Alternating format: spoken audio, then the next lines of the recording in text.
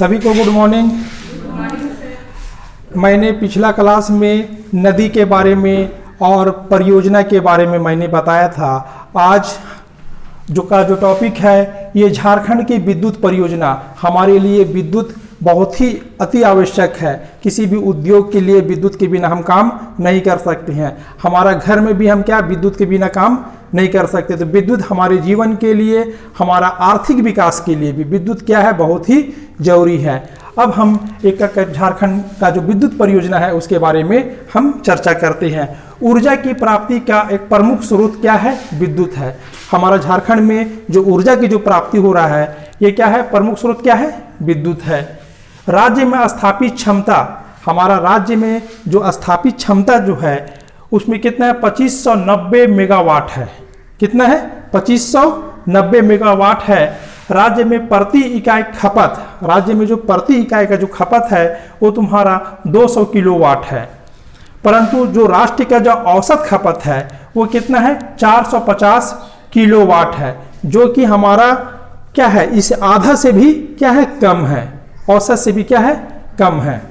अब देखते हैं कि हमारा जो ये विद्युत जो है, विद्युत परियोजना, हमारा जो विद्युत है ये विद्युत की प्राप्ति किसे मिल रहा है। ऊर्जा हमको ताप विद्युत हो रहा है, किसे मिल रहा है, ताप विद्युत और जल विद्युत।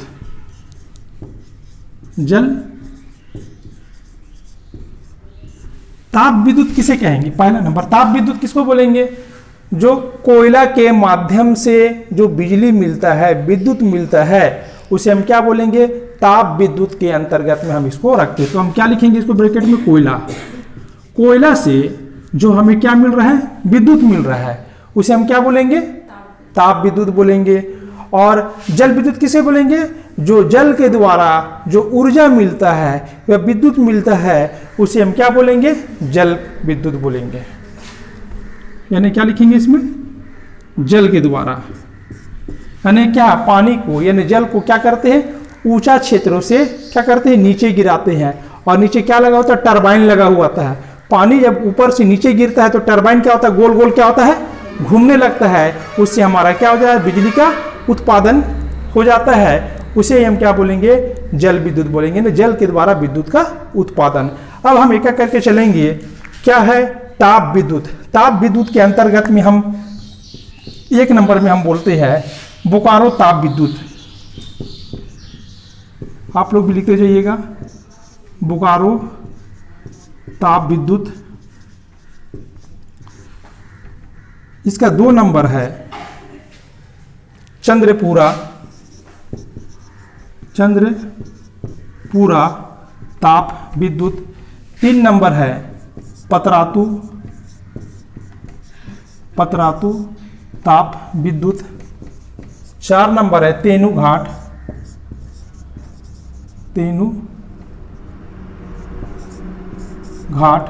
ताप विद्युत। ये जो हमारा 4 जो है, बोकारो, चंद्रपुरा, पतरातू और तेनुघाट, यह जो है ये ताप के द्वारा विद्युत यानी कोयला के द्वारा विद्युत पैदा किया जाता है। अब हम जल विद्युत के अंतर्गत में आते हैं। तो इसमें 1 नंबर जो है मैथन जल विद्युत। मैथन जल विद्युत।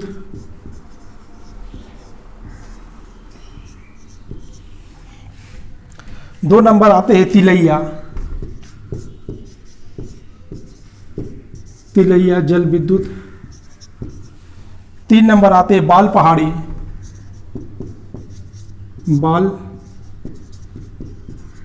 पहाड़ी जल विद्युत। इसको हम याद करने का जो तरीका है, यानी जल विद्युत जो हम बताए 3 बताए, मैथन, तिलैया और बराकर। इसको बोलना मतलब, क्या बोलना मतलब, पहले भी हम बता चुके हैं, ल और ब। माँ से हो गया मैथन, ता से होगा तिलैया। ला को साइलेंट कर देना, ला को क्या करना है, साइलेंट कर देना है। और फिर क्या बच रहा बा, बा से क्या हो गया बाल पहाड़ी। यह तीनों जो है यह तुम्हारा जल विद्युत है। अब आगे आते हैं 4 नंबर, पंचेत, पंचेत जल विद्युत। 5 नंबर में अय्यर, अय्यर जल विद्युत। और 6 नंबर है कोनार, कोनार जल विद्युत। और 7 नंबर में सवर्ण रेखा, सवर्ण रेखा जल विद्युत। इस तरह हम देखें कि हम विद्युत परियोजना को 2 भाग में बांट दिए, एक ताप के द्वारा विद्युत और दूसरा जल के द्वारा विद्युत। ताप के द्वारा हम 4 केंद्र है और तुम्हारा जल विद्युत के अंतर्गत में कितना आ गया 7 आ गया। अब हम इसके बारे में एक एक करके विस्तार से हम चर्चा करेंगे। आप लोग जरा इसे उतार लीजिएगा।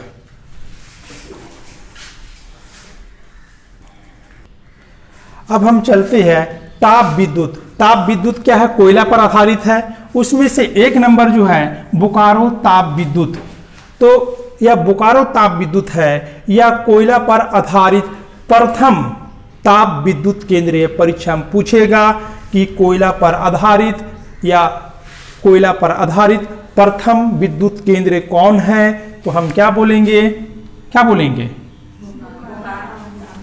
बोकारो ताप विद्युत या कोयला पर आधारित झारखंड का प्रथम केंद्र है। ठीक है, अब आगे आते हैं। यह बोकारो नदी पर स्थापित किया गया है या बनाया गया है। इसका जो बिजली का जो उत्पादन हुआ फरवरी 1953 में बिजली का उत्पादन शुरू। कहने का मतलब है इस केंद्र से जो बिजली का उत्पादन जो शुरू हुआ 1953 से बिजली उत्पादन क्या हो जाता है, शुरू हो जाता है। और इसका उत्पादन जो क्षमता है देखना 830 मेगावाट, ये मतलब मेगा और डब्ल्यू मतलब वाट, मेगावाट है। ये परीक्षा में भी पूछता है कि बोकारो ताप संयंत्र का उत्पादन क्षमता क्या है, तो क्या बोलेंगे 830 मेगावाट। 2 नंबर है ताप पर आधारित चंद्रपुरा ताप विद्युत गिरी। इसका जो स्थापना हुआ था अक्टूबर 1965 1965 में इसका स्थापना हुआ। यह बोकारो जिला में पड़ता है और इसका उत्पादन जो क्षमता है, उत्पादन क्षमता 780 मेगावाट है। ये परीक्षा में बार बार पूछता है कि चंद्रपुरा का उत्पादन क्षमता क्या होगा, तो हम क्या बोलेंगे 780 मेगावाट। 3 नंबर जो है पतरातू ताप विद्युत गिरी। यह हमारा क्या है, देश का सबसे बड़ा ताप गृह है। ठीक है, और यह जो हमारा केंद्र है विद्युत गृह है, यह 4थी पंचवर्षीय योजना में बनाया गया। और यह कब बना, फरवरी 1973 में ये बन गया। और यह जो ये पतरातू ताप विद्युत जो गिरी जो है, यह सोवियत संघ रूस की सहायता से ये क्या किया गया, बनाया गया। और अब ये रामगढ़ जिला में स्थित है। इसका उत्पादन क्षमता देखो परीक्षा में ही बार बार पूछता है कि उत्पादन क्षमता क्या है, तो क्या बोलेंगे 840 मेगावाट है। ठीक है, और झारखंड का सबसे अधिक जो किसका है, तो 840 किसका है, पतरातू ताप विद्युत केंद्र का। ये परीक्षा में पूछा हुआ क्वेश्चन है और परीक्षा में बार बार यही क्वेश्चन को पूछता है। ठीक है, अब देखते हैं यहाँ से जो बिजली पैदा किया जाता है, जो उत्पादन जो होता है, या रांची स्थित HEC को बिजली आपूर्ति। कहने का मतलब है कि जो हमारा रांची में जो HEC है, इसी HEC को जो बिजली मिलता है ये कहाँ से मिलता है, पतरातू तापगिरी से इसको क्या करता है, बिजली मिलता है। 4 नंबर है तेनूघाट विद्युत केंद्र। इसका जो स्थापना हुआ 1990 में और यह रांची के तेनूघाट के निकट ललपनिया नामक स्थान पर क्या किया जाता है, स्थापित किया गया है। इस तरह हमारा जो ताप विद्युत केंद्र, जो झारखंड का जो ताप 4 विद्युत केंद्र था, ये हमारा कंप्लीट हो जाता है। अब इसके बाद हम यानी बिजली पर आधारित यानी जल पर आधारित जो बिजली का उत्पादन किया जाता है उसके बारे में हम चर्चा करेंगे। हमारा ताप जल विद्युत मेरा कंप्लीट हो चुका है। अब हम देखते हैं कि जल विद्युत परियोजना, जल के द्वारा जो विद्युत उत्पादन किया जाता है उसे हम क्या बोलेंगे? जल विद्युत। तो विद्युत का उत्पादन कैसे होता है? हमारा झारखंड का जो धरातल को देखना, हमारा झारखंड का जो धरातल है, कोई क्षेत्र ऊंचा है तो कोई क्षेत्र क्या है? नीचा है। यानी हमारा धरातल ऊंचा नीचा है और झारखंड में जल विद्युत का अपार संभावना है हमारा झारखंड में। तो पहला जो है हमारा क्या है? अच्छा, 1 मिनट बताने के लिए भूल गए थे कि जल विद्युत का जो उत्पादन जो होता है क्या, पानी जो है, पानी ऊंचा से ऊपर क्षेत्रों से क्या होता है? नीचे गिरता है और नीचे क्या लगा रहता है? टरबाइन लगा हुआ रहता है। तो जब ऊपर से नीचे गिरता है तो टरबाइन को क्या करता है? तेजी से क्या करता है?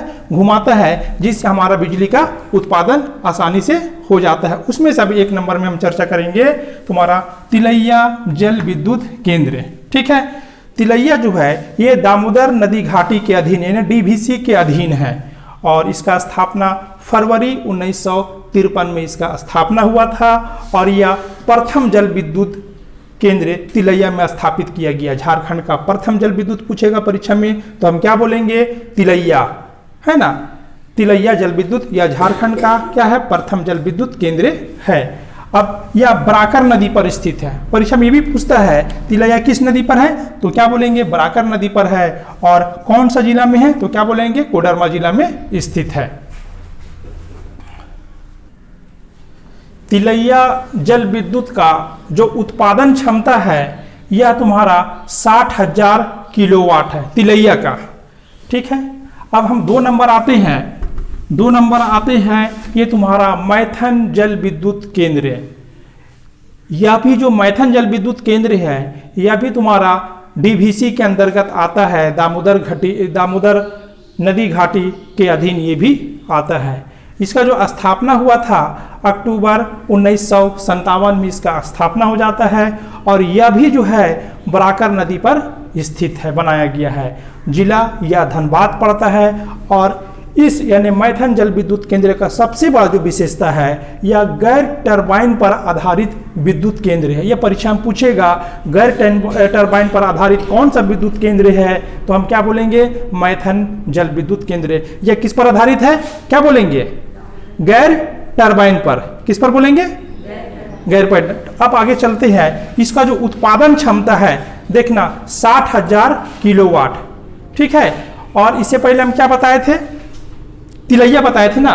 तिलैया जल विद्युत केंद्र और मैथन जल विद्युत केंद्र का उत्पादन क्षमता दोनों का क्या है? दोनों का समान है। ठीक है, 3 नंबर है बाल पहाड़ी जल विद्युत केंद्र। यह भी जो है दामोदर घाटी निगम के अधीन डीवीसी के अधीन है और यह बराकर नदी पर स्थित है, बनाया गया है। यह जिला पड़ता है गिरिडीह और इसका उत्पादन क्षमता हम देखते हैं कितना है? 20,000 किलोवाट। तो अब तक सबसे अधिक किसका मिला? सबसे अधिक किसका मिला अब तक? मैथन और तिलैया का। कितना था दोनों का? 60,000। और इसका कितना है? बाल पहाड़ी कितना है? 20,000, है ना। 4 नंबर है पंचेत जल विद्युत केंद्र। यह भी जो है दामोदर घाटी निगम के अंतर्गत है यानी डीवीसी के अंतर्गत है। इसका जो स्थापना हुआ 1959 में स्थापना हो गया और यह किस नदी पर बनाया गया है? दामोदर नदी पर ही बनाया गया है और इसका उत्पादन जो क्षमता है 40,000 किलोवाट है। कितना है? 40,000 किलोवाट है। 5 नंबर है अय्यर जल विद्युत केंद्र। यह भी जो है दामोदर घाटी निगम के अधीन अय्यर जल विद्युत केंद्र का क्या किया गया? स्थापना किया गया और यह दामोदर नदी पर ही स्थित है। इसका उत्पादन क्षमता कितना है? देखो तो 45,000 किलोवाट है। 6 नंबर है कुनार जल विद्युत केंद्र।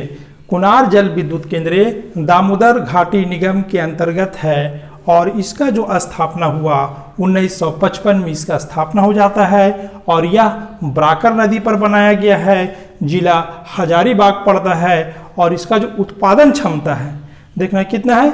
40,000 किलोवाट है। अब तक सबसे अधिक किसका आया? तिलैया। और किसका आया? मैथन का। दोनों क्या था? कितना था दोनों का? दोनों क्या था, बराबर था। ठीक है। और लास्ट है सवर्ण रेखा जल विद्युत केंद्र। इसका जो स्थापना हुआ 1889 ईस्वी में इसका क्या हो जाता है, स्थापना हो जाता है।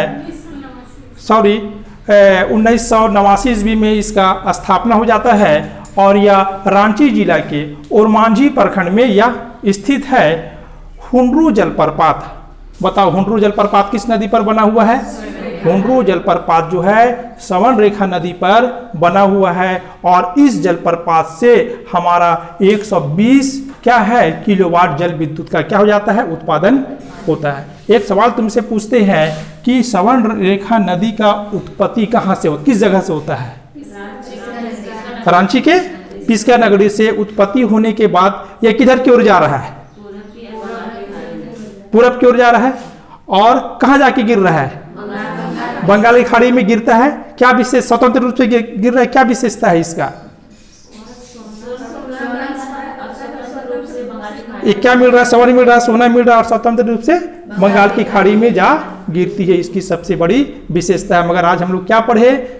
जल विद्युत परियोजना पढ़े। इसमें दो भाग में बांटे थे, ताप बांटे थे और जल बांटे थे। ताप किसको बोलेंगे? जो कोयला के द्वारा ऊर्जा मिल रहा है, विद्युत मिल रहा है। और जल विद्युत किससे मिल रहा है? जल के द्वारा ही मिल रहा है। कैसे उत्पादन किया जाता है?